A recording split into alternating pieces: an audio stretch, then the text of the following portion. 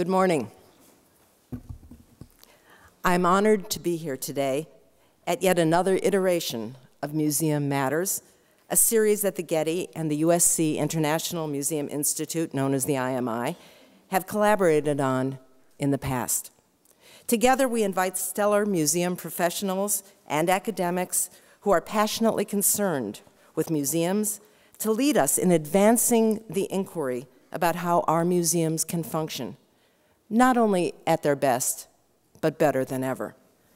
I want to thank the Getty for partnering with the IMI on this ongoing conversation, Toby Tannenbaum's Education Department with the indefatigable and generous Claire Cunny, and Peter Tchaikovsky are responsible for organizing the day, along with their staff and colleagues, including Kathy Carpenter and Maite Alvarez. Maite deserves special acknowledgement as project specialist at the Getty and Claire's department, and as associate director of the IMI, she first brought USC and the Getty together for this extended joint project. Thank you, Maite. I see my old friend Jim Wood is here, and Deborah Marrow, and colleagues from everywhere. So before I introduce our speakers and the respondents to him, our speaker and the respondents to him, I want to point out that you in the audience, in your infinite variety, are critical to the success of this effort. I have long felt that the separations we have erected in our field, although necessary for getting the job done, also often result in obstacles to our imagining together about how we can be our best selves. So to see a group in front of me comprised of representatives of large and small museums, natural history and art museums, cultural centers, anthropology museums and gardens, libraries and design firms, university and college museums, conservation laboratories, and even a California mission warms my heart.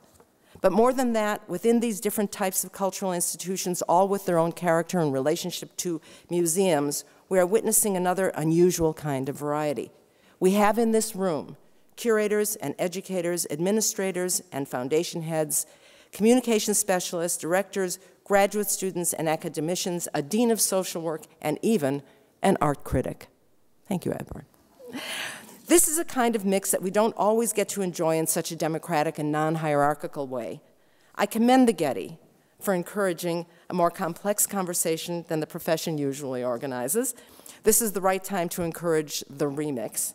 I know we can learn from each other as well as from our distinguished speaker and his equally distinguished respondents. I believe that a crisis is a terrible thing to waste. And here we are, in the midst of one, open to new ways to conceptualize ourselves and then to communicate those new ways to our audiences. That everyone here today, across this wide spectrum of individuals, institutions, job descriptions, and as Claire said, the region, cares passionately about museums in the largest sense of the word. That is cause for optimism. And only the optimists will survive. Let me now make the introductions I've been asked to make. I will first briefly introduce our speaker, and immediately after that, the respondents. The respondents will take the stage without further introduction and make their own observations as soon as the speaker has finished. Ivan Gaskell. Ivan Gaskell is the Margaret S. Winthrop Curator at Harvard University's Fogg Museums. Is that right? Okay. And a professor in the Department of History. A distinguished scholar, Professor Gaskell is a cultural historian working at the intersection of history, art history, anthropology, museology, and philosophy. He incorporates philosophy of art and artifacts into his historical writing and museum practice. Professor Gaskell has been a prolific and influential writer and lecturer during his career at the London University's Warburg Institute, Cambridge University, and since 1991, Harvard University. His subject matter is diverse, ranging from Johannes Vermeer to Native American baskets, to philosophy, to museology. At the same time, we should not assume that Professor Gaskell is only a theorist. Sorry about the only. He is also fully a member of the museum world. As curator, he has been responsible for numerous exhibitions, ranging from Rembrandt and Rubens to an intriguing online exhibition called I Have a Son to Offer, an exhibition of Civil War artworks. He will speak to us today on the subject of art and beyond, some contemporary challenges for art and Anthropology museums. Dr. Gaskell will be responded to by Dr. Marla Burns, director of the Fowler Museum at UCLA. Dr. Burns received her doctorate at UCLA, specializing in the arts of Africa. However, for our purposes today, I want to mention that Marla's work at the Fowler has been groundbreaking inasmuch as she has often sought to blur the boundaries between art and anthropology. Dr. Burns has introduced to the LA community some of the world's most exciting international contemporary artists. Let me just mention the African master Ella Natsui, presented at the Fowler a little while back. Ella Natsui soon afterwards became the star of the last Venice Biennale. Marla is one of our LA museum treasures, and her response to Dr. Gaskell's talk will be deeply appreciated by all of us. And finally, Dr. Michael Brand, who is really our ultimate host today from the museum, sitting next to David Bomford, who is his colleague. And I thank you for that, Michael. Michael Brand earned his doctorate at Harvard University. He has been director at the Getty Museum since 2005, after having served as director of the Virginia Museum. In 2006, Dr. Brand opened the museum's new Center for Photographs, an immense space dedicated to the exhibition of photographic works, which has been deeply appreciated by the art community in LA. Under his leadership, the Getty has added art by such major artists as Claude Lorraine and Paul Gauguin to the collection. He has brought significant exhibitions, most recently, the stunning Bernini and the Birth of Baroque portrait sculpture to Los Angeles. Additionally, the Getty has announced new partnerships with institutions in Italy that will bring masterpieces from the ancient cultures of the Mediterranean to the galleries at the Getty Villa. I turn the podium now over to Dr. Gaskell. Please join me in welcoming him.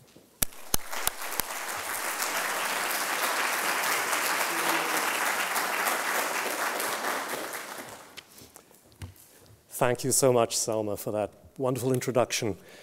And thank you all for coming. I think before I say why I think I've been invited to come here today, I just want to thank those who are responsible for the invitation. When I was asked by Claire Cunny and Selma Hollow some months ago, I was taken by surprise, a wonderful surprise, in large part because I feel that this whole enterprise, of which today is one part, is so worthwhile, and it's so important that we should all be talking to one another.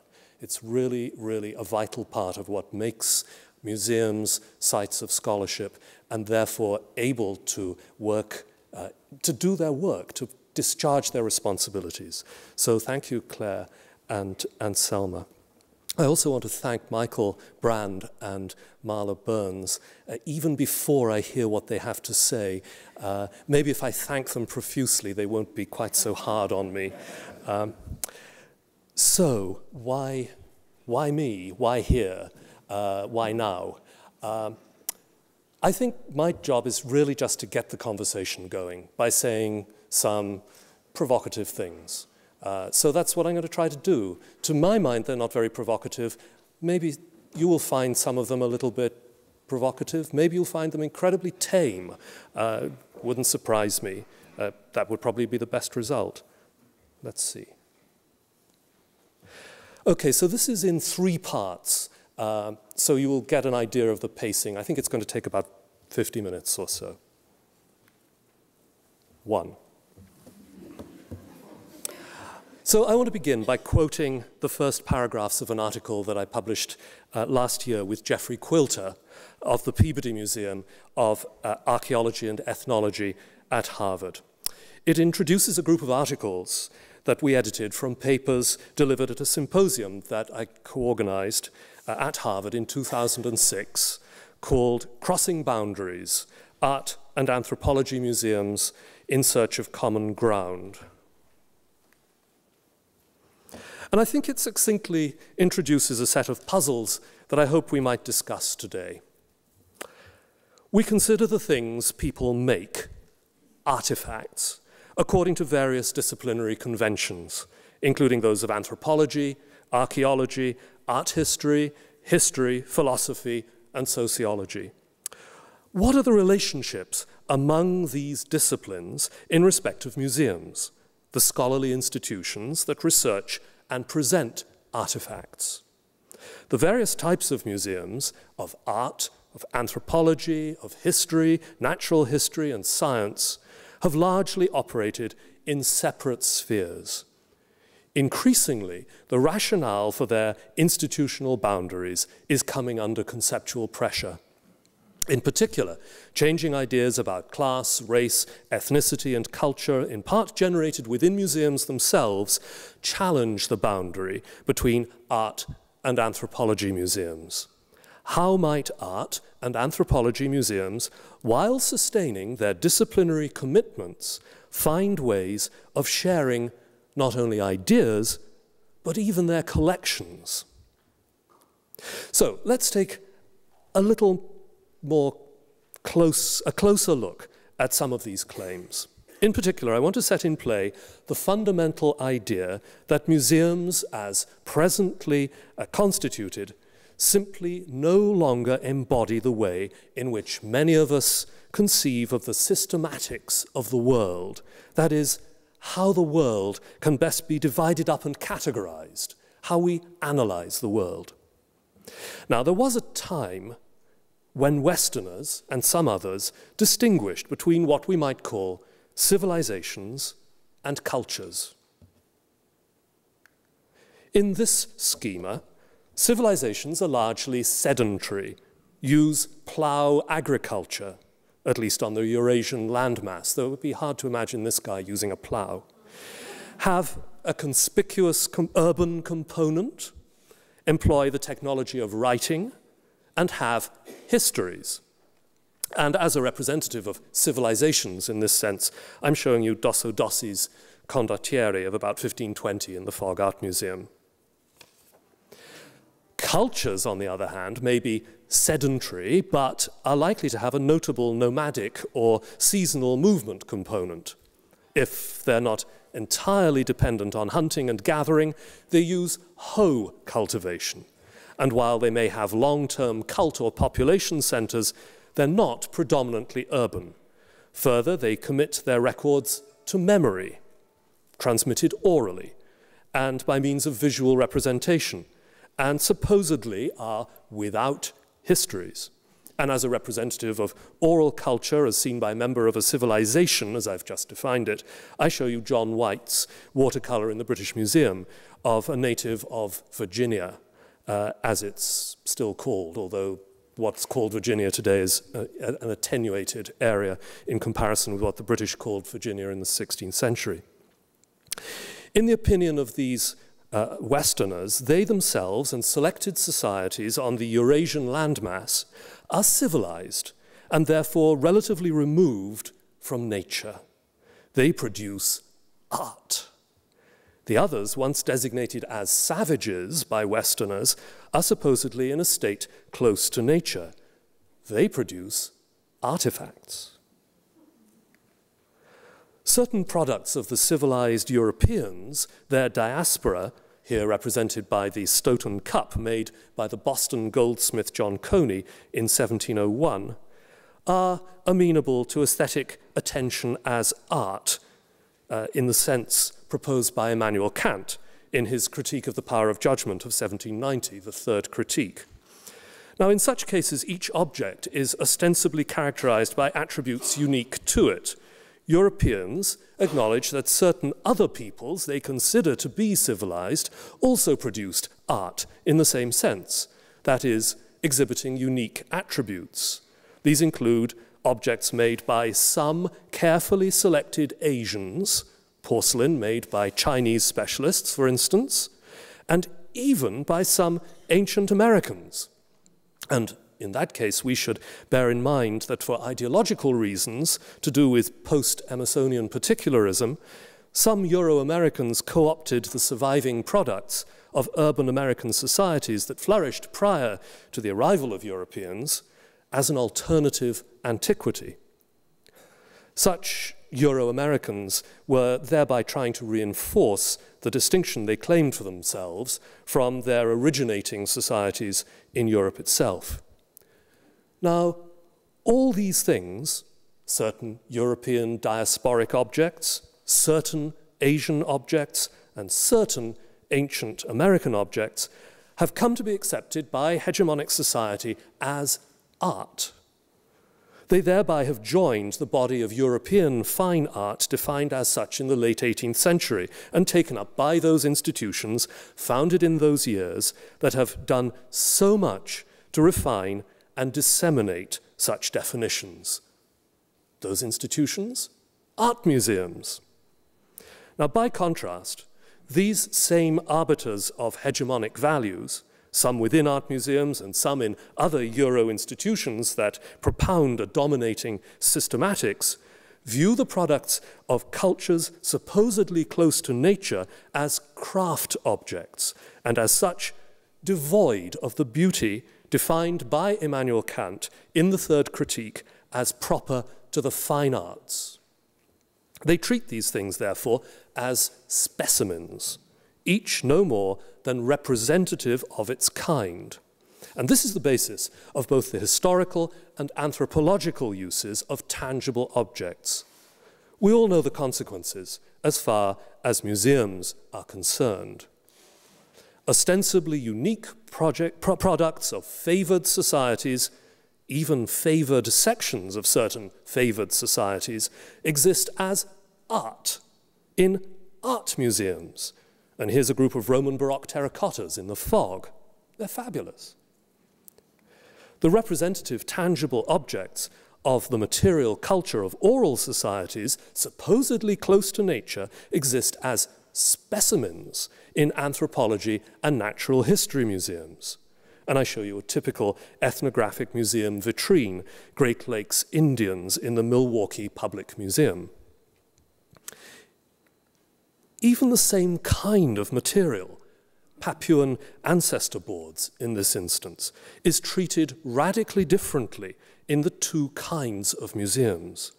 Often crowded and overlapping in wall cases, as in the Horniman Museum in London, an anthropology museum, a very fine museum, given space to register as independent objects of aesthetic attention, as in the De Young Museum in San Francisco.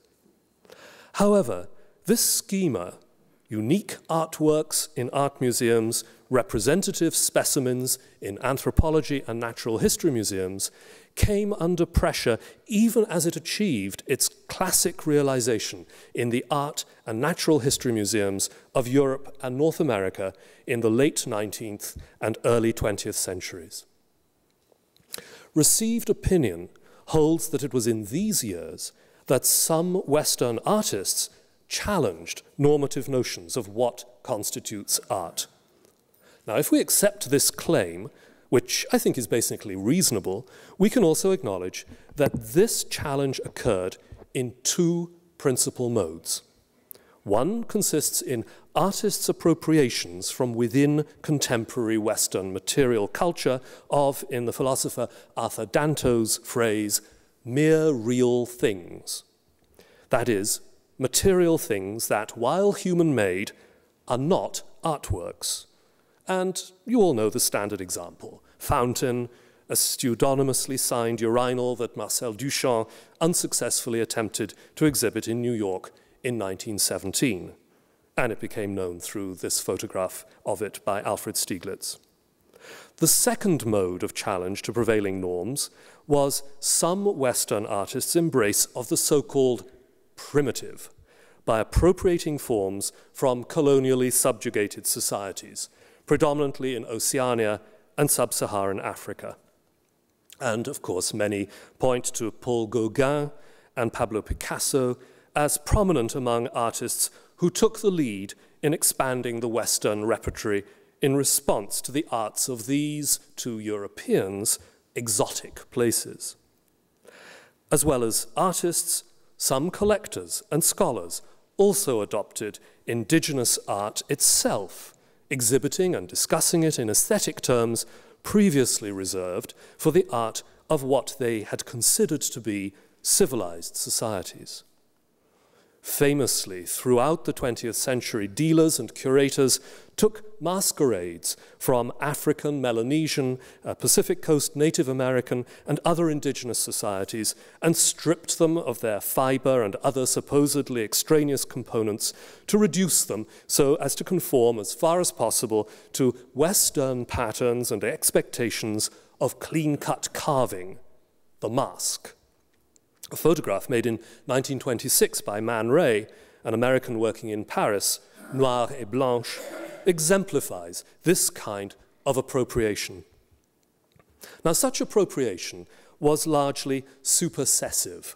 That is, Western concerns overrode any significance that such things might have had for indigenous makers and users. Nonetheless, a true expansion of Western ideas about what constitutes art came about. Consider the matter in terms of philosopher Ludwig Wittgenstein's principle of family resemblance, to define membership of a kind. Now, if a Weitstoss and a Canova are close to one another, neither is close in terms of underlying premises, even those of Western appropriators, to a Congo Nkisi figure or a Biwat flute stopper. Yet progressively in the 20th century and beyond, all four have functioned in hegemonic European terms as art. In the course of the 20th century, Western artists, scholars, and collectors not only re-evaluated the previously denigrated idols and fetishes of colonized indigenous peoples, they began to look to aspects of their own previously ignored cultural traditions. They explored beyond the narrow range of Western artifacts related to an equally narrow range of material from Mediterranean classical antiquity that their predecessors had assumed art to be. For instance, as well as finding inspiration in the displays of African art he saw in the ethnographic museum in the Palais du Trocadero in Paris from 1907 onwards, Picasso emulated Iberian so-called folk sculpture, notably the recently excavated pre-Roman Iberian reliefs from Osuna and Cerro de los Santos in Spain, which were exhibited at the Louvre the previous year. And in 1908, the Romanian sculptor Constantin Brancuș, working in Paris, created what would retrospectively be seen as his first characteristically modern sculpture, introducing the archaic European primitive into Western high art. The primitive, wherever it was to be found, whether among subjugated peoples beyond Europe, in Europe's deep past, or in the products of its underclasses, acquired cachet as both directly expressive and uncontaminated by sophistication. Even so, scholars tend to define perceived values in primitive art, whether exotic or folk, in terms of the values they ascribed to the art of Mediterranean classical antiquity. For instance, Roger Fry responded to Cuba and other art from the Congo in his sympathetic essay, Negro Sculpture at the Chelsea Book Club, published in the Athenaeum in 1920, as nothing so much as another viable form of antiquity. Far from remaining a scarcely regarded occasional exhibition review, this article was republished in Fry's vastly influential volume of essays of 1920, Vision and Design, in which he also admiringly discussed the art of the Bushman and ancient American art, as well as the art of Florentine Renaissance painters Albrecht Dürer, William Blake, Paul Cézanne, and Pierre-Auguste Renoir. It took Franz Boas, in his still remarkable book, Primitive Art, of 1927, to propose a radical break. And this is my ideal of what a scholar should be getting up to. Boas's pioneering work draws on an extraordinary breadth of knowledge of world cultures, in addition to his extensive and empathetic fieldwork among the indigenous peoples of the coastal region of what's now called British Columbia. In its wake, no one has been able to demonstrate either cultural inequality among peoples or an evolution from savagery to civilization. Unfortunately, though, many have asserted these things in spite of Boas's work and the work of others, often in terms of outright racism, frequently with disastrous consequences.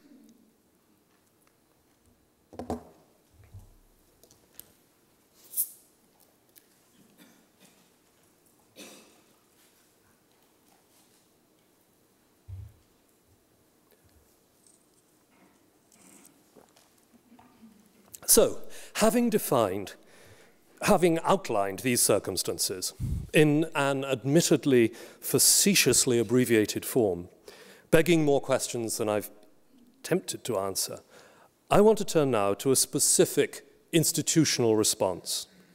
That is, I want to share with you how the museum in which I work, the Harvard Art Museum, is planning to address these matters. In doing so, I want to stress that the last thing I want to suggest is that one size fits all. Every museum has its own particular circumstances. That of the Harvard Art Museum, broadly speaking, is that in spite of being the 6th largest art museum by collection size in North America, it is not a standalone institution. Although some people believe that it should behave as though it were. It's an integral part of a far larger and more complex institution, a university. Now, I may be a curator, but I consider that I work principally in a university, of which the Harvard Art Museum is but a part. I share this with my colleagues, research far beyond the museum's holdings. I publish well beyond the museum collection, and I do things other than exhibitions, and I teach. Curators in other art museums and in anthropology museums may have different balances of responsibility. Art museums vary greatly. One type is not inherently better or worse than another, and what might be appropriate in terms of future institutional development is bound to vary too. Just as significant in acknowledging the wide variety among collecting institutions, art and anthropology museums among them, I want to be clear that I have no intention of being prescriptive. I can't tell any of you what you, in your particular circumstances, should or should not do. In fact, the part of today that I'm most looking forward to is going from session to session this afternoon and hearing your own concerns, your own ideas, your own proposals. Though I do hope that I might prompt some questions in your own minds about what might be appropriate or not for your own institutions. Now, the Harvard Art Museum is currently undergoing a vast transformation. Its fundamental goal is twofold. First, to realign the Harvard Art Museum so that it might play a proactive, indeed an innovative role in defining the proper objects of study within its purview. Second, so that it might do the same in respect of ways in which those studies are conducted. This entails changes both physical and programmatic. Physically, the site that contained the Fogg Art Museum and the Bush Reisinger Museum, which are two of the three constituents of the Harvard Art Museum as a whole, closed last June for a 5-year renovation and expansion project designed by Renzo Piano. The Sackler Museum, across the street to the north, remains open, with a display in the galleries drawn from all the collections. Programmatically, there are going to be 2 major changes when the Harvard Art Museum reopens, consolidated on its Quincy Street site. First, considerable resources will be devoted to study centers, in which faculty, students, and visitors will be able to view on request any movable object in the collections. These study centers will function rather like a print room, but will not be confined to works on paper. In these circumstances, the initiative for choice and comparison will pass from the curator, who usually determines the presentation of artworks in galleries, to viewers, who will make their own choices. And of course, the viewer will be able to ask for more than one thing at a time and thereby be able to create her own mini installation, if you like, of comparing things that she has chosen to compare. The second initiative addresses the puzzle that I began to outline at the outset. As I mentioned then, and as we shall explore in a little more detail in a moment, the fundamental assumptions of scholarship have changed since museums such as the Fogg Art Museum and the Peabody Museum of Archaeology and Ethnology were founded in the 19th century.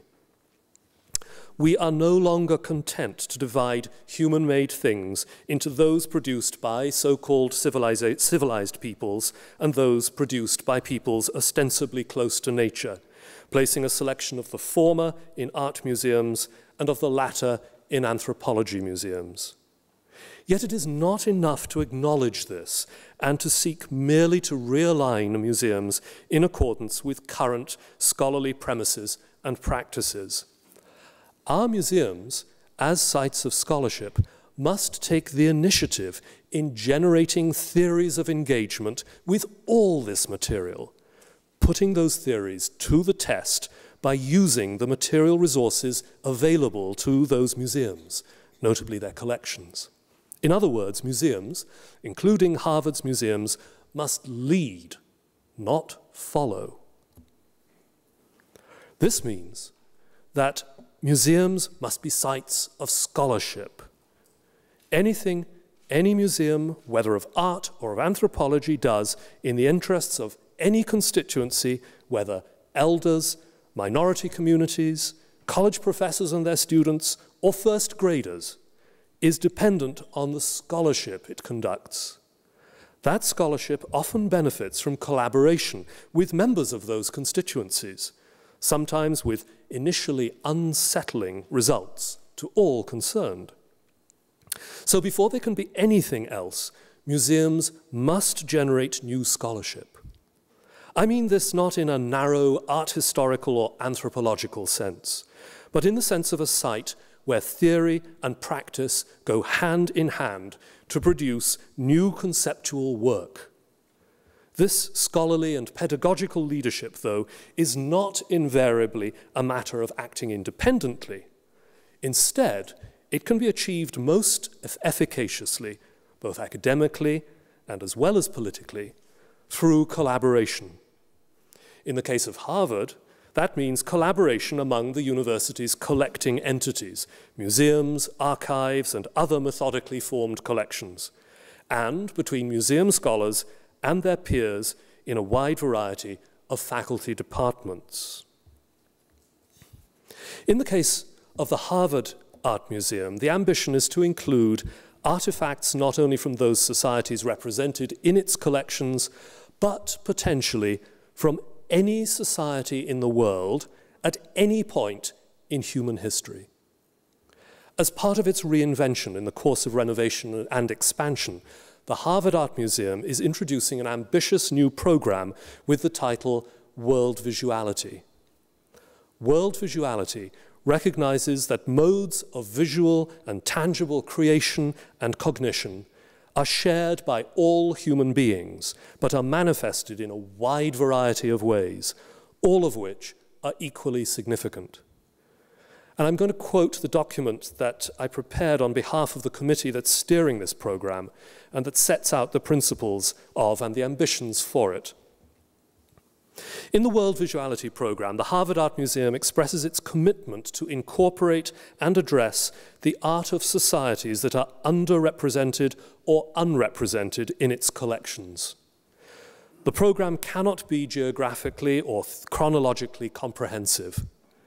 The Harvard Art Museum is not and never will be encyclopedic. The Harvard Art Museum's explorations of the art of all societies at all times will be selective on a consecutive project basis. Projects will address material from groups within dominant societies not usually treated as art, such as European and American folk art, and material from indigenous societies, in particular in Africa, the Americas, Asia, and Oceania. More than one project will be in progress at any one time. Usually each will include a curricular component, whether for undergraduates, graduate students, or both. Most, but not all projects, will lead to a gallery installation or a temporary exhibition. Some will be published on the web, others in art museum publications or scholarly journals. At any given time, at least one project will have a gallery presence. So, the borrowing and lending of materials among Harvard's various collections, which alone will make this program viable, will be reciprocal.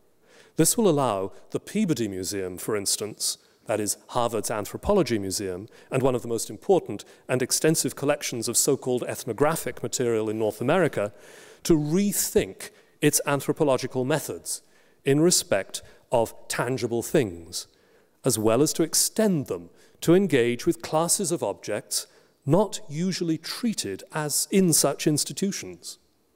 So I particularly look forward to seeing an anthropologically conceived exhibit on French Impressionism. Of course, world visuality is a huge ambition, and it must be addressed realistically. To recap, at the conceptual level, the Harvard Art Museum will do away with the colonial distinction between kinds of society that assigns the works of some to art museums and others, the works of others, to anthropology or natural history museums. The Harvard Art Museum seeks to achieve this not by collecting, but by drawing on other Harvard collections, with which it will put in place a model of sharing access to those collections for research, teaching, publication, and exhibition. Neither will it attempt to be encyclopedic. Rather, this work will be on a project basis. Now, such an ambition depends on certain claims functioning as premises that I'm now going to set out under 4 headings. These are, first, what I term acentrism, a view of the world as having no geographical or social centers or peripheries, and no hierarchies in the making and use of artworks and other artifacts. This reflects the fundamental equality among forms of human social organization. Acentrism brings huge philosophical problems, of course, not the least of which is that it allows no neutral objective position from which to adjudicate. It also brings what we might term practical intellectual challenges, in that it flies in the face of some of the most fundamental and cherished assumptions held by hegemonic peoples. Among these is a robust belief, still prevalent even among some people who consider themselves progressive, that, moving backwards in time descriptively, urbanization, associated with what we still conveniently term the Bronze Age, is an advance over a social structure of scattered settlements, that settled life is superior to nomadic life, and that crop cultivation is superior to hunter-gathering. Some early historians, not necessarily even of indigenous or subaltern heritage themselves, are currently challenging these assumptions. For instance, the Paleolithic historian Clive Gamble has argued that human selection of seeds suitable for the manipulation of crops to encourage simultaneous ripening is not necessarily advantageous. Admittedly, a larger population might be sustainable through crop cultivation than may be viable by means of random harvesting, but a larger population and more complex social institutions to which it can give rise do not necessarily enhance the quality of life of those concerned.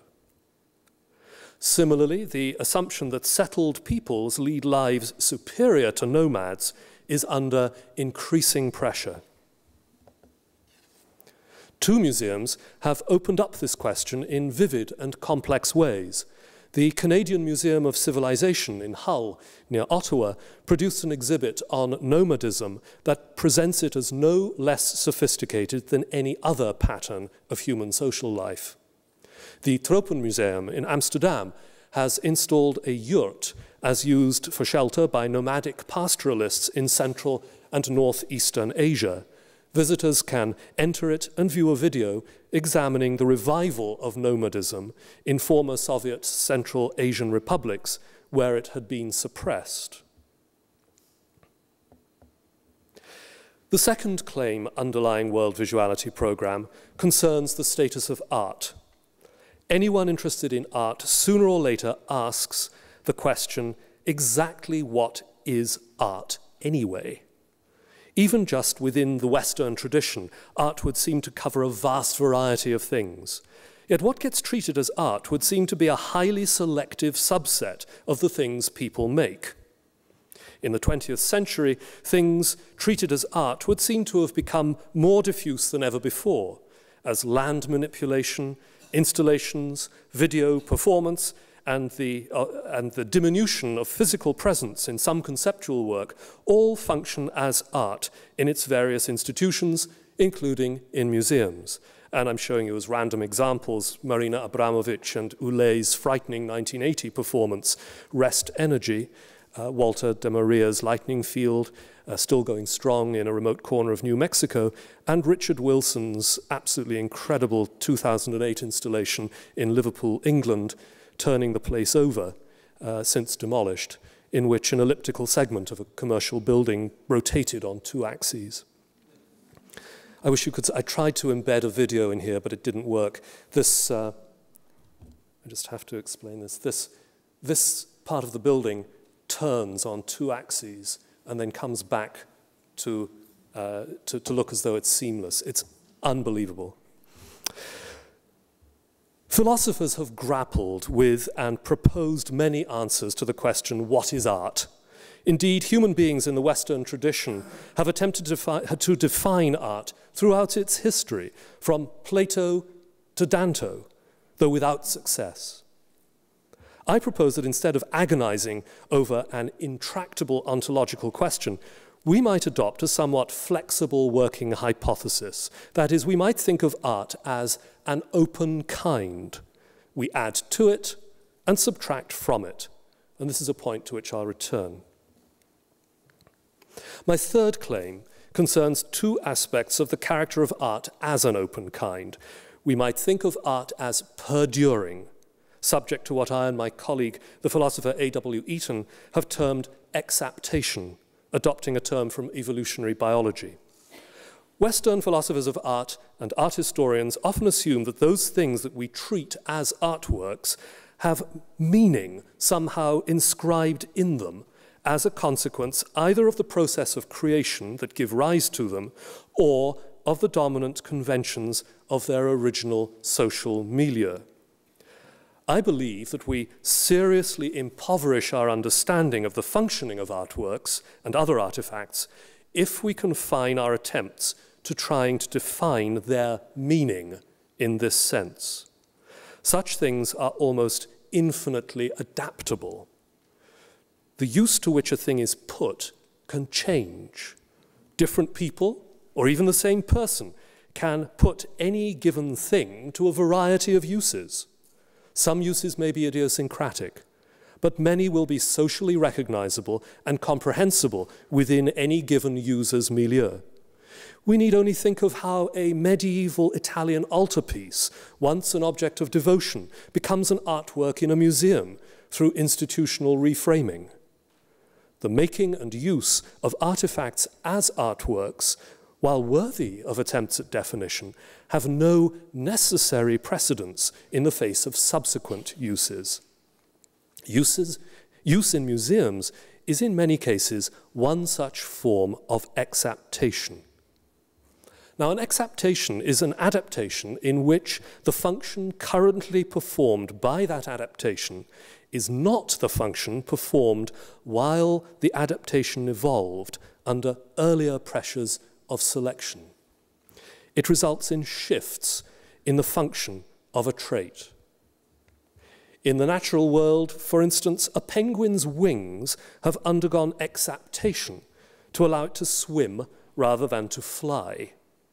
In the art world, for example, netsuke evolved from utilitarian fasteners securing containers to the sashes of Japanese garments into highly crafted carved toggles, which in turn led to their dissociation from clothing altogether, and their display as miniature freestanding sculptures in private art collections and museums, as in the case of this 19th century ivory netsuke in the form of a ball of rats.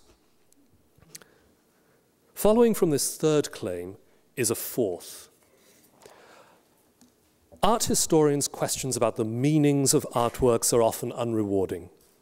Different questions might yield richer results. This is not to say that there is no such thing as meaning, but that we should acknowledge with Ludwig Wittgenstein that, to quote, "Every sign is capable of interpretation, but the meaning mustn't be capable of interpretation. It is the last interpretation." Art historians habitually use the term meaning to address a number of distinct issues indiscriminately, such as purpose as an end, purpose as a means, instrumentality, symbolism, and syntactical iconography. Meaning as a term exhibits instability of sense and is open to elision of distinctions among its possible proper uses. This is just what many art historians regularly do.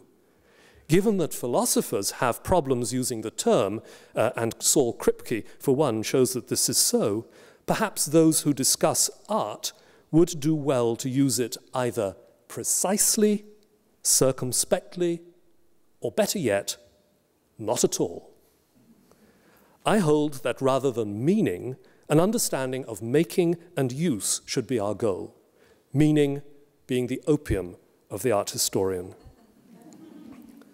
So, to bring these points together, in examining art, I propose the following, and this is the kind of, tough philosophical bit.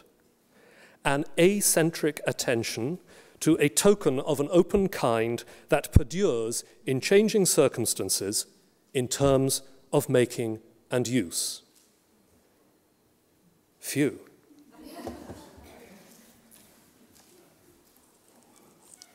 Last part. We've already seen that the body of material that Westerners now think of as art expanded in the early 20th century. Let's now look at art even more expansively, acknowledging the points of view of peoples other than art world Westerners regarding what they might think of as artworks. Maori taonga, such as this heitiki in Harvard's Peabody Museum, the Virgin of Scherpenheuvel in the Belgian pilgrimage church in that town, and I chose that because I just love saying Scherpenheuvel, and a kneeling angel by Roman 17th century sculptor Gian Lorenzo Bernini, also in the Harvard Art Museum, are in one register very different kinds of things. The first is a living being in the eyes of most Maori people, who treat heitiki as such. The second is not simply an object of Catholic devotion, but is a miraculous image imbued with agency that can respond to the petitions of those who venerate it. The third is a terracotta model used by Bernini and his assistants to solve puzzles that arose in the conception and creation of complex sculptural commissions. It was subsequently used as a workshop aid to the solution of further problems by later sculptors. These descriptions emphasize vast differences among these things, differences that acknowledge non-art world conceptions of these things as being just as important as their designation as art. Yet they remain artworks within an open kind, sharing the unifying designation art. I want to press this question of art a little further, for it constitutes a circumstantial constraint insofar as it's unavoidable when we think about this matter from the point of view of art museums. And I mean art itself as a constraint. We've seen Western art institutions, museums, universities, the trade, expand art from the purposively purposeless fine art defined by Kant in the Third Critique to Western religious and commemorative artifacts in which aesthetic characteristics promote non-aesthetic ends, such as devotion or status affirmation. to the refined products of non-Western societies with written aesthetic conventions of their own, and eventually to selected products of colonized societies that relied on oral tradition and artifactual embodiment, rather than written records for the articulation and perpetuation of their cultural values. And I show, to exemplify these classes of things, several objects in the Harvard Art Museum. An oil painting representing the infant Bacchus, entrusted to the nymphs of Nysa, by Nicolas Poussin, painted in Rome in 1657. That's an exemplification of Kantian fine art. A Sienese devotional panel painted in tempera and gold leaf by Pietro Lorenzetti of about 1320 as an originally devotional object. An over life-size 2nd century Roman marble statue of the Emperor Trajan as an instrument of status affirmation. A 12th century Chinese painting on silk of a blossoming peony as a refined product of a non-Western society with written aesthetic conventions. And a 16th century Benin bronze staff head of a bird of prophecy as a selected product of a colonized society that relied on oral tradition and artifactual embodiment. This expansion of the classes of things that function as art is by no means recognized by all Westerners, and of those who do, few do so without hierarchical distinction. That is, for example, many today consider a European painting in oils to be inherently superior to a marble statue, although when Poussin painted the infant Bacchus in the mid-17th century, the position was the reverse, the antique sculpture taking precedence over the oil painting.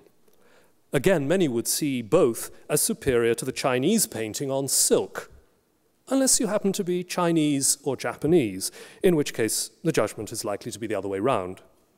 While a preponderance of both Europeans and East Asians likely view all these things as inherently superior to the sub-Saharan African bird of prophecy, staff finial. Even if we try our best to be even-handed in our assessment, what constitutes art is no longer clear. It's a great deal of very varied material, but does art remain either a viable concept or a useful category of things in the world? Two philosophers can help us grapple with the vexing question, what is art? The first is Nelson Goodman. Goodman pointed out the inadequacy of that question, proposing in his 1978 book, Ways of World Making, that we replace it with, when is art? That is, under what circumstances can something be considered to be a work of art? Or, under what circumstances does an object function as a work of art? This may not satisfy the ontologically minded among you, but as Goodman demonstrates, though I think subject to emendation, his question is far more productive than the old one, to which no satisfactory answer has yet been proposed. The second philosopher who can help us is Ian Hacking. Although he does not discuss art, Hacking's concept of the open kind, developed in his work on mental illnesses, such as Mad Travelers, and his critique of social constructionism, the social construction of what, can be applied to art.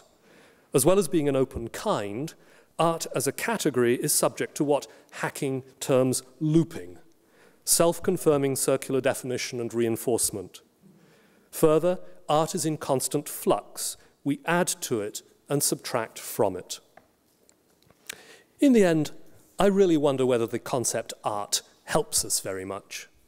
Perhaps we should just leave it behind, though I know that art museums, like supertankers, are unwieldy and take a long time to change course. I also realize that not everyone is quite so ready to relinquish a category of things that they hold dear, things that they believe have qualities not found in other things, qualities that they value highly. I have a great deal of sympathy with that view.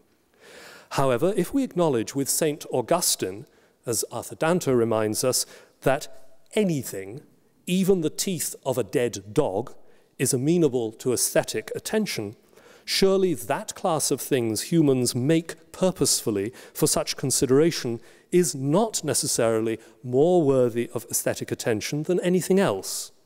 I emphasize necessarily. Of course, neither are they any less worthy of such attention.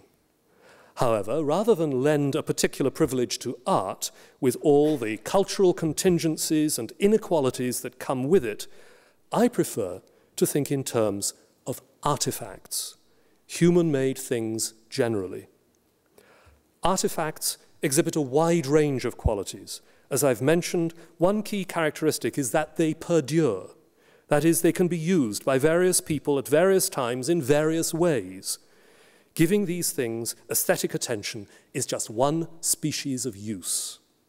We might look at this photograph of a seated Ganesha carved in stone in Rajasthan in India in about 900 in the Harvard Art Museum and recall that one person's god is another's idol, another's anthropological specimen, and yet another's artwork. Yet even if we seek to replace the category of art with that of the more inclusive artifact, for most, though not all, purposes, we should also recognize that the category artifact is no less systematically unstable. It begs questions, for it depends on a distinction between the thing in nature and the human-made, the natural and the artificial. Indeed, some objects with which we engage aesthetically exhibit characteristics dependent on human making in combination with the effects of natural actions, either gradual or catastrophic. What in these cases is due to art and what to nature? We might ponder this as we consider photographs of two more works in the Harvard Art Museum, a panel painting identifiable from the decorative punch work in the halo as being from the workshop of the Sienese painter Pietro Lorenzetti. It's in such poor condition, in the conventional sense, as to be scarcely recognizable even as a painting. The other is a further kneeling angel terracotta model by Bernini, this one apparently compromised by damage that includes a missing head. Here we have human-made things in the process of being reclaimed by nature by degradation. What is art and what is nature? The ruthless separation of the consideration of the natural and the artificial that proceeded from the 17th century in Europe onwards, with an ever-increasing institutional entrenchment, undoubtedly brought about huge intellectual gains.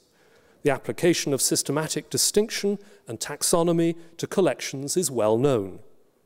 Concerning the study of nature, Carl von Linnaeus, and Georges Cuvier, founder of the Galerie d'Anatomie Comparée in Paris, are but two such systematic practitioners, while within the study of art, taxonomic principles were applied to paintings by grouping works by national school and chronology, by, among others, Christian von Mechel in Vienna, and Dominique Vivant-Denon in Paris. Systematic organizations such as Vivant-Denon, introduced to order the paintings in the Louvre, has become so standard as to appear natural. Yet this form of systematization entailed losses as well as gains. The prospect of rapprochement between nature and artifice to be found in fields such as artificial intelligence, cybernetics, nanotechnology, biotechnology, the term itself unites notions once thought of as mutually irreconcilable, might lead us to re-examine earlier integrative considerations of nature and artifice. Early museums, usually and appropriately discussed for their vital role in the taxonomic ordering of things both natural and artificial, could also prompt integrative thinking that cuts across boundaries among things that we have come to take for granted.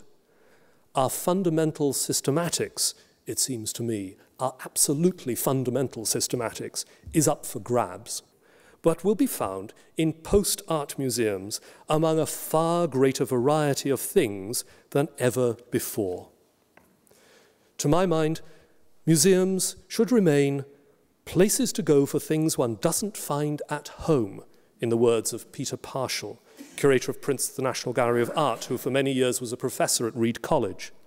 Though I would add, not exclusively in the sense of rare, precious, irreplaceable and beautiful things, but rather things, some perfectly ordinary, others extraordinary, presented for comparative looking in ways unavailable elsewhere in the world.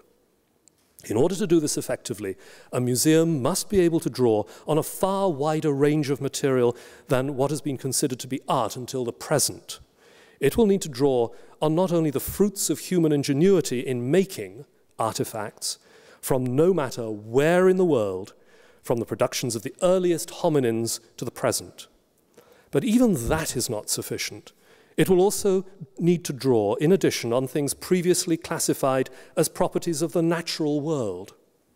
After all, part of the increasing uncertainty of the distinction between the natural and the artificial, that is, the human-made, is due to the increasing uncertainty about who is or was human, and who is or was not. This is a current pressing issue in earliest history. The distinction between what is human and what is not becomes increasingly uncertain the further back we go in hominin history, as scholars such as Stephen Mithin, Clive Gamble, and Dan Smale have all recently demonstrated. Art is not necessarily what humans, Homo sapiens sapiens, alone make.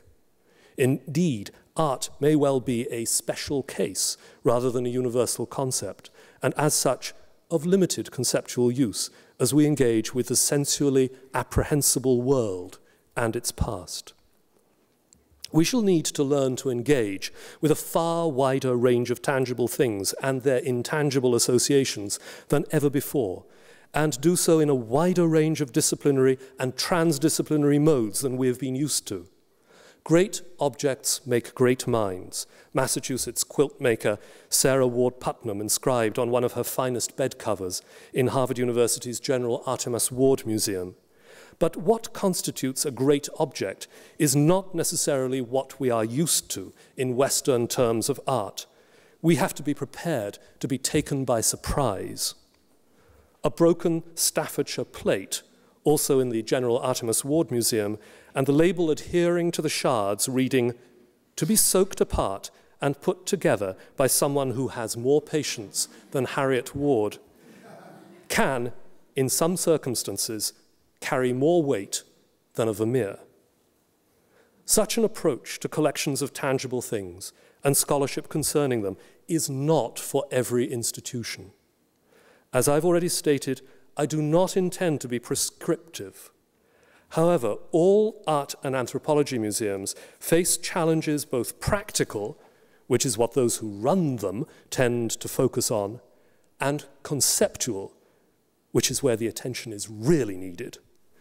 Generally speaking, as sites of scholarship, other than performing local, detailed cataloguing, they simply don't cut it anymore and are not conceptually in a position to do so. In the case of Harvard, I set a great store by the World Visuality program at the Harvard Art Museum, made possible first by collection access sharing with other Harvard collecting entities, and second by interdisciplinary collaboration with scholars elsewhere in the university on a project basis. It will be a major means by which the Harvard Art Museum will balance its two fundamentally socially constitutive roles. And what might those two roles be? One is admittedly to sanction sometimes questionable values, values that exalt certain material things at the expense of others, and values that promote certain people who demonstrate their association with those allegedly special things and the institutions that validate them. The other role is the, to me, far more congenial of the two, the socially subversive role of exhorting us to see, literally, that the world does not have to be as we find it. Thank you.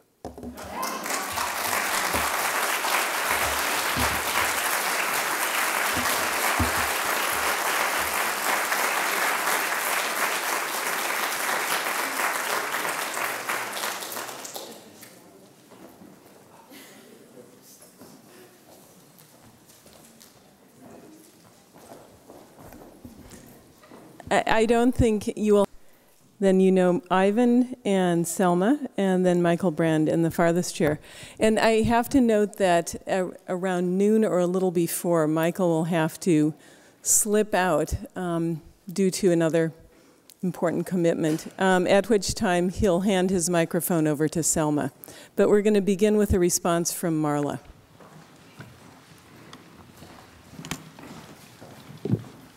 It's a very tough act to follow.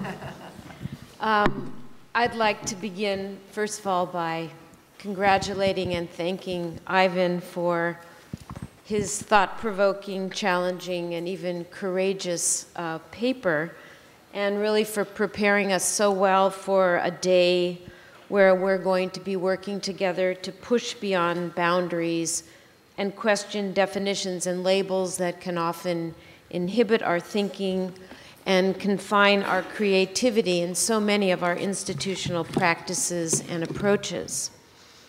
This essay has summarized elegantly the history of assumptions that underpin the kinds of hierarchical distinctions and hegemonic thinking that have created great divides between such things that Ivan brought up as civilization and culture, art and artifact, art museum, and anthropology museum. Divides we see perpetuated in the kinds of expectations our audiences have come to have for the kinds of objects they anticipate seeing in particular types of museums and the ways they expect them to be presented and interpreted. What is being proposed here is an approach that recognizes, in Ivan's own words, all modes of visual and tangible creation and cognition shared by human beings in all of its many varieties and manifestations as equally significant.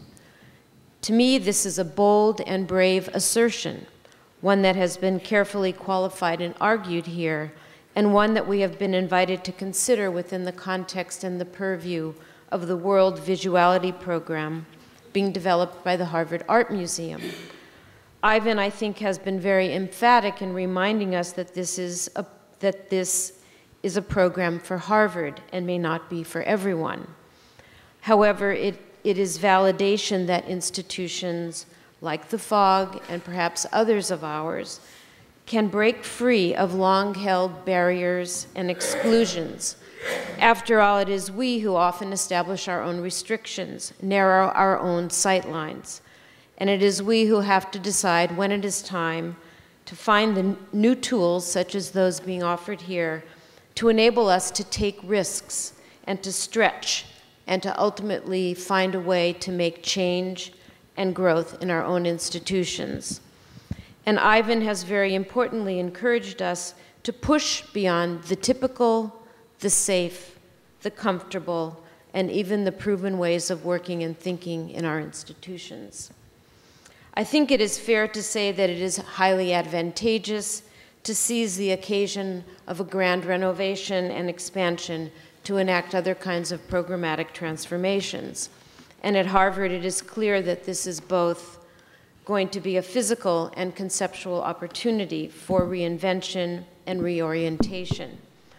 The three museums at Harvard will be joined in one new building, the FOG, the Busch-Reisinger, and the Sackler. But the Peabody Museum of Archaeology and Ethnology will not join them in this new project. It will remain in its own building as the Museum of Anthropology. So in some ways, despite the efforts at collaboration and unification, there will remain the physical separation between these disciplinary focuses, which makes the work of bringing them together even harder because of that. And also, I would hope that museums dedicated to history and science and that wonderful museum with the Harriet Ward materials will also be brought within the purview of the Harvard Art Museums. I think it is also important to underscore that university museums tend to be special kinds of laboratories for experimentation and innovation because of the very scholarly environments in which they live. They can more easily be defined as sites of scholarship, as places for inquiry, where that is expected, anticipated, and encouraged. And interdisciplinarity is a natural and easy outcome of working within a university context, where it's easy to draw upon the thinking and work of faculty and students across a wide campus like a Harvard or even a UCLA. But I would also say that university museums are not all the same, and we do not all have the same programmatic freedoms. And as Ivan said, people who work in these institutions have different briefs, they have different responsibilities, have different kinds of freedoms in the kinds of thinking that they do, different governance, different kinds of funding. So that many things condition the kind of work that we do. I would also say, for example, that the Fowler and the Peabody may be more similar in the kinds of collections that we have, focusing on the arts of Africa, Asia, the Pacific, and the Americas. But I would also say that programmatically, our priorities and our approaches are far closer to what Ivan has described for the World Visuality Program. We are not an anthropology museum, despite a lot of people claiming to say that we are, and we never have been. Instead, we have carefully chosen the descriptor, a cultural history museum, which was established in 1971 as a way to insist that our exhibitions be highly contextualized and interpretive, and that when we present the arts of other people, we do so in ways that allow our audiences access to the rich context in which these arts take on meaning and are used. And as a museum with a global focus, we have also prided ourselves on projects that transgress boundaries, boundaries between the local and the global, between fine art and popular art, the gallery and the street, the historical and the contemporary. I see intriguing synergies between what we have done over the many years of our history and what has been described here.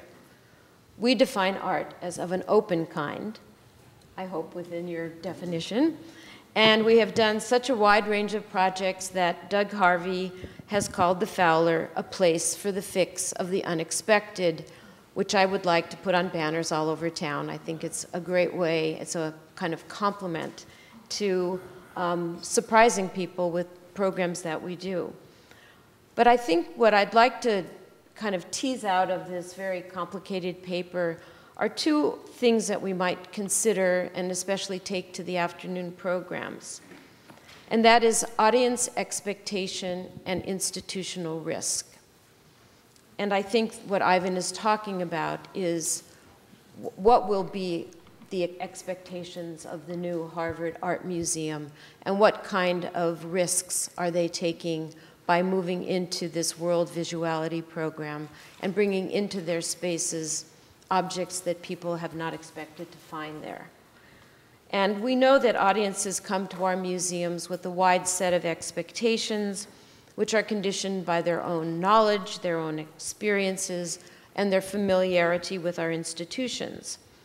There is certainly comfort in knowing that certain favorite objects are on permanent view, or that temporary exhibitions on particular topics will be presented in ways that audiences have come to anticipate.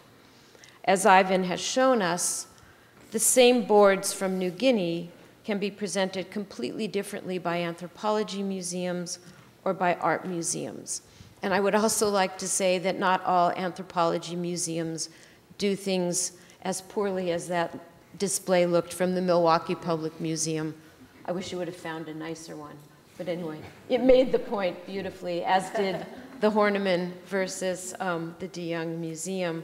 And I think we should look back to a landmark exhibition that was curated by Susan Vogel at the Museum for African Art in New York called Art Artifact, which took on directly this very topic, that the same object presented in 4 different kinds of venues with 4 different presentational strategies made the meanings about those objects quite different, as the expectations that audiences might have. What happens when we do things at our museums that challenge expectations?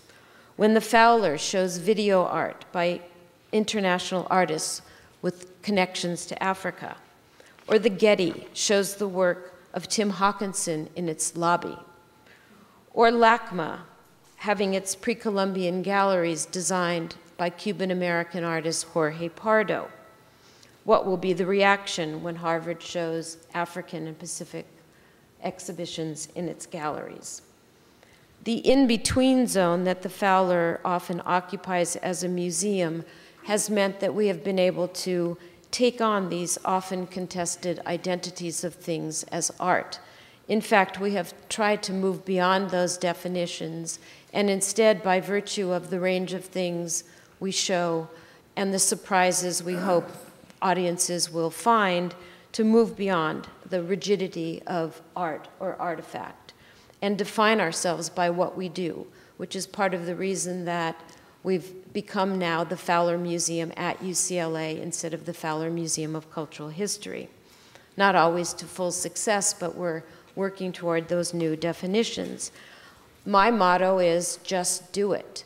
Just get out there, just expose your audiences to surprises, and share with them the kind of boundlessness of human creativity.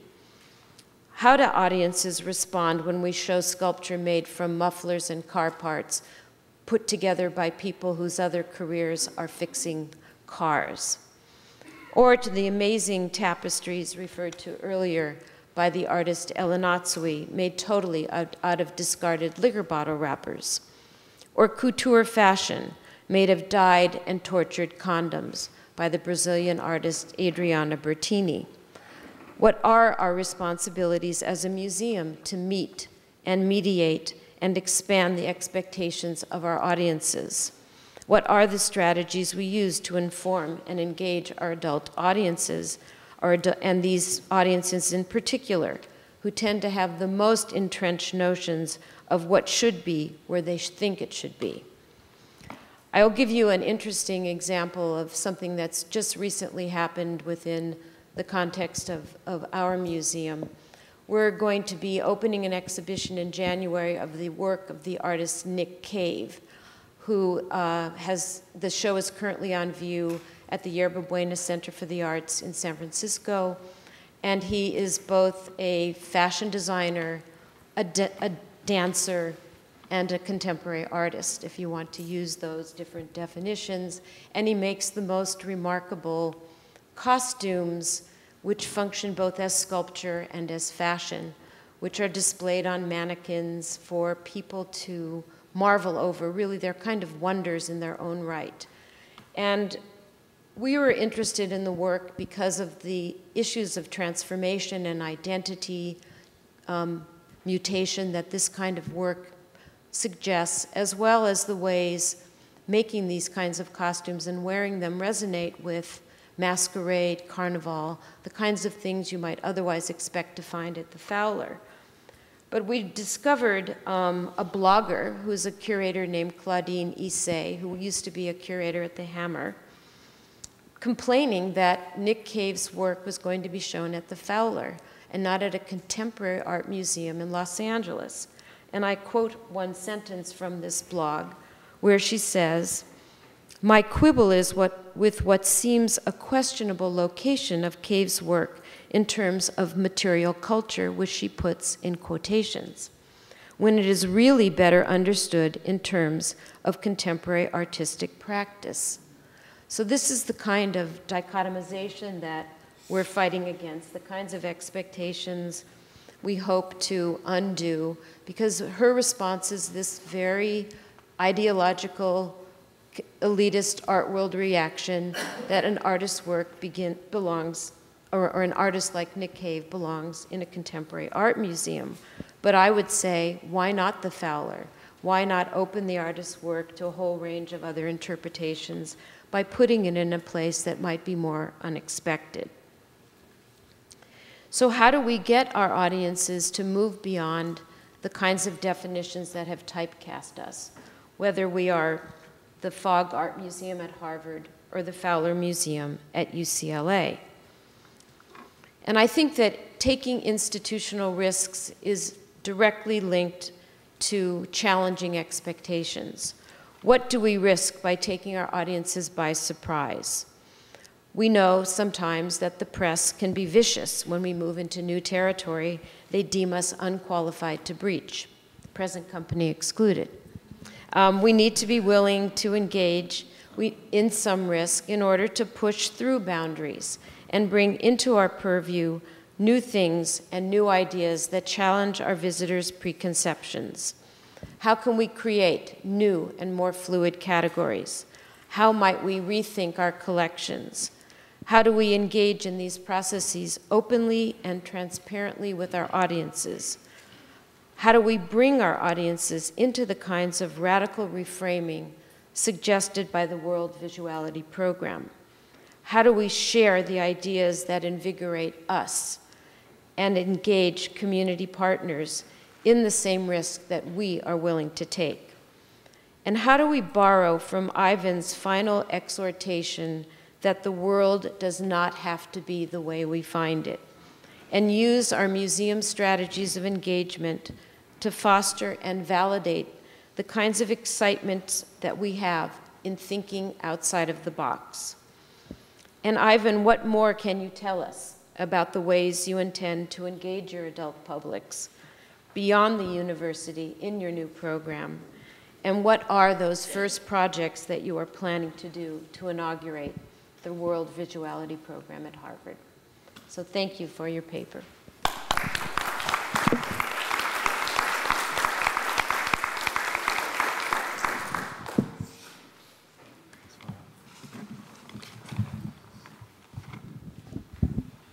I'd just like to say thank you also to Ivan for a terrific paper and to Marla for your comments. Just in the brief amount of time I've got, I mean, there's so much to respond to, and I'm sure you're all eager to ask questions and continue your discussion during the afternoon. I'd just like to perhaps respond or work among three main points. The first one being this idea of the disciplinary conventions, the art museum versus the anthropological museum. And I think Harvard is entirely correct and should be applauded for really tackling the issue of first up, what are the proper objects of study in that sort of museum endeavor at Harvard that is not just Western art objects. Then also to focus equally on the ways in which those studies might be conducted, and I'll get back to that in a moment. But I think also we should perhaps not let the debate be entirely about the art museum and the anthropology museum and their types of objects, but we should also be thinking about what we actually hope to teach our visitors in terms of, I guess you say in terms of a discipline. I mean, is it always art history and its variants, or art theory, or should it also be areas such as basic creative thinking, or many of the other areas that Ivan himself works in? I mean, at the Getty Trust here, or in the Getty Trust's mission statement, for example, uses the equally broad term critical seeing as one of their objectives. But also, I wonder whether some of those divisions are really, if we really are bound by those old distinctions, as Marla said, in many ways we can just do it and start putting things up. The Getty actually has very, very loose terms of operation, and we actually can show pretty much anything. No, I know Jim's sitting here, but almost anything I want to show in the museum, we could show. And so a lot of it is just being creative and being adventurous. For example, the word art does not appear in the name of the J. Paul Getty Museum. And if we were to be defined by our collection, we are, I guess, a museum of Western art. But is that really the way the public defines us, or should define us? Or is that the way they really want us to act? And I would certainly hope not. I think in many cases, this great variety of objects, the variety is already in the museum. If you think of the great encyclopedic museums, almost anything Ivan showed today would appear in some encyclopedic museum. I think perhaps the other way around is sometimes it's the theory and the interpretation which has lagged behind, as well as the all-important issue of museum geography. And that's where you so often see the art of Oceania, for example, down in the basement on the way to the cafeteria, or perhaps the classrooms. So I think Harvard, again, and what Ivan said is entirely correct, in that Harvard must embrace its multiple collections. But I think there's also an interesting thing to consider there, and that is, if you have anthropological objects in your collection, as Harvard does, admittedly in a different museum, you can probably argue that there is an obligation to both show them somewhere and ideally to show them in context with other works from different areas. But if you don't have those works in the collection, like at the Getty, do you still have do you have a parallel obligation to borrow such works of art and to show them with what you do collect? Which raises a second point of basically how do you deal with what's not in your collection? The idea of there's collecting on one hand, but surely displaying and interpreting shouldn't be limited to what you actually collect. You can clearly make a very bold statement by what you, through a mission. For example, with the photography collection here at the Getty Museum, till very recently it was almost entirely comprised of photographs from Europe and North America. Well, that would or could tend to make a statement about what one thinks about photography from other areas, which is not what you would want to say. How do we also engage with different publics whose interest reaches way beyond what's in our collection? We are starting to show non-Western art at the Getty. I hope, actually that show just closed last week. We did an exhibition of the Mazarin chest from the Victoria and Albert Museum in London, a 17th century Japanese piece of export ware that was then conserved. And we're showing that here, both to introduce our audience to Japanese culture, to introduce them to links between Japanese culture and Japanese lacquer and French furniture, but also to highlight the work of our sister institution, the Getty Foundation, who funded that conservation work. The Getty Villa, we will turn into something of a comparative archaeology center over the next few years. An exhibition coming from Mexico next year. But it's easier to build links with Asia, the Middle East, and Latin America, as I think Ivan alluded to. But what does the Getty do about Africa? We have to be very careful that we don't slip into just studying appropriation as opposed to trying to build links there also. In terms of indigenous art, I wonder whether the oral cultures really are sidelined as much as we like to think they are sometimes. And for those of you who haven't seen a terrific exhibition at the Fowler right now, it's called Icons of the Desert. Quite amazing paintings from Australia starting in the early 70s, where you have the Aboriginal tradition in Australia, which is probably the longest continuous cultural tradition, going back 30, 40,000 years, subjected to the introduction of new art materials, a new platform for that imagery in the early 70s, in this case in a place called Papunya in Central Australia. And now you have in Australia these sort of paintings being treated as an integral part of contemporary art in Australia, which is a really fascinating development. And probably some viewers would come to the Fowler and say, probably the same things you're saying about Nick Cave, what is this art doing in an anthropology museum?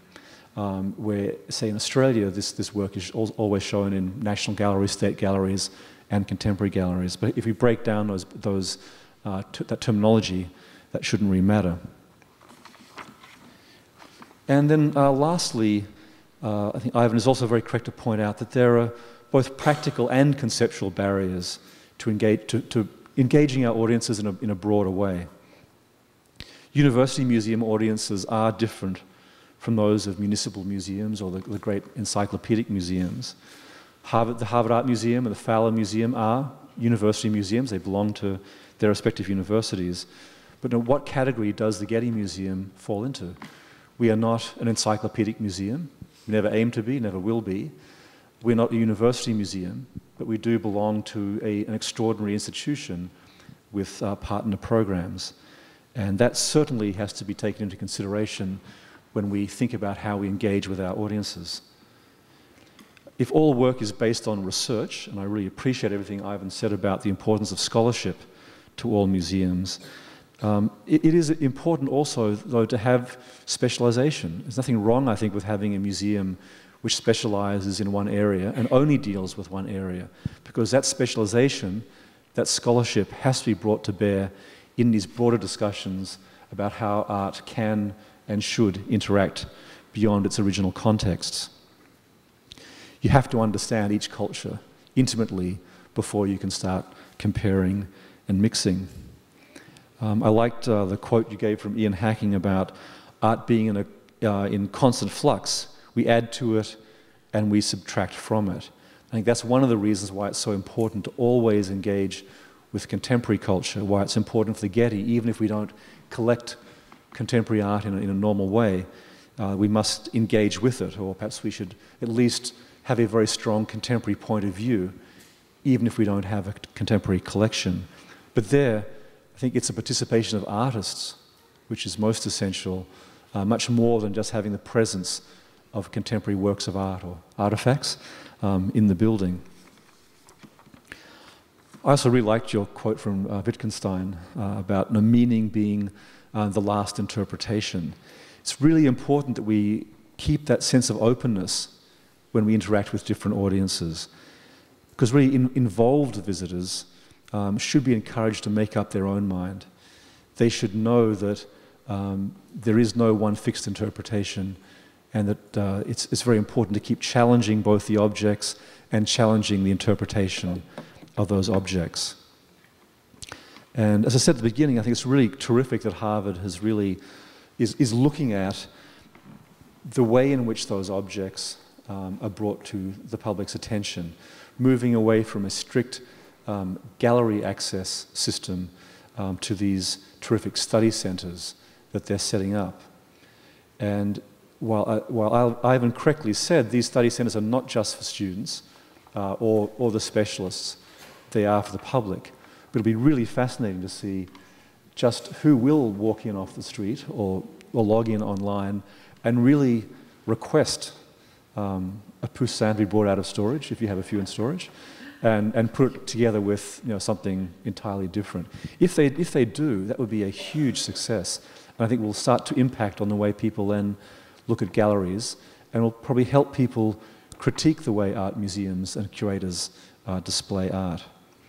I would perhaps like to conclude by saying, for me, that sort of raises the question, or the challenge, is how do we recreate for our public what is perhaps best described as a non-museum experience of art, even though they are coming to an art museum, that more open experience, whether it is in recreating the experience of walking into a storeroom in a museum, or walking into a conservation studio where you have the works, the paintings, unframed, not behind glass, in the midst of both study and restoration. And perhaps most ideally in this concept of the study centre, working in tandem with more traditional art galleries. So again, thank you very much, Ivan, for coming here to talk to us. Thanks to Selma for being here. We love the collaboration with USC, and I hope this afternoon you all get a great chance to talk about a lot of these ideas, and perhaps some of them will come flooding back towards us in our respective museums. Thank you very much. Thank you.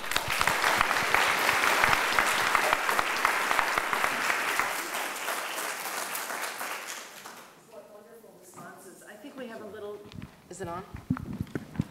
You're going to have to go. Okay. What we were going to suggest is we get 2 or 3 more voices from the audience, and then in the afternoon, Ivan will have a chance to say a few words. Okay. So what do we have, about 10 minutes? Tops. Tops. Okay. All right. So I have a microphone. If you raise your hand, very briefly, questions, comments that can become part of the conversation in the afternoon. Okay. So then, shall we ask for questions? Edvard. It's not a question, it's not a question, it's a statement. Every time I go to a museum, and I've been doing it for a few decades, I think that art is always for me, what's the famous saying of one of the poets, art is muse that stays muse. Art is news that stays news. Art is news that stays news. For me, it's always very clear this definition of what's art and what artifact. So what is art is what stays news. That's very profound.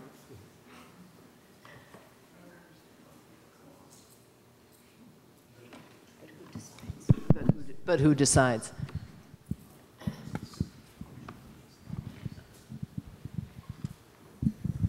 Hi, great talk, thanks. One of the things I was thinking about is a lot of the material artifacts that are discussed either traditionally, on one hand, anthropologically, or thinking about contemporary art practice, are understood in context of their use.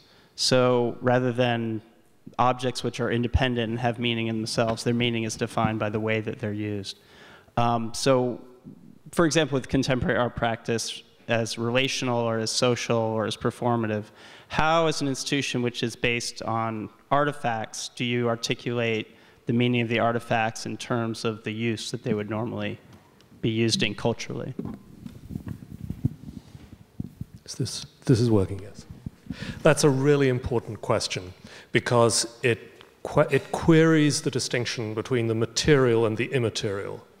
And it seems to me that every material thing has immaterial components, and many immaterial things that we might be interested in do not have recognizably material components. And one of the things that museums, and I will make a general claim here, would do well to learn to do is to deal with crossing that particular boundary.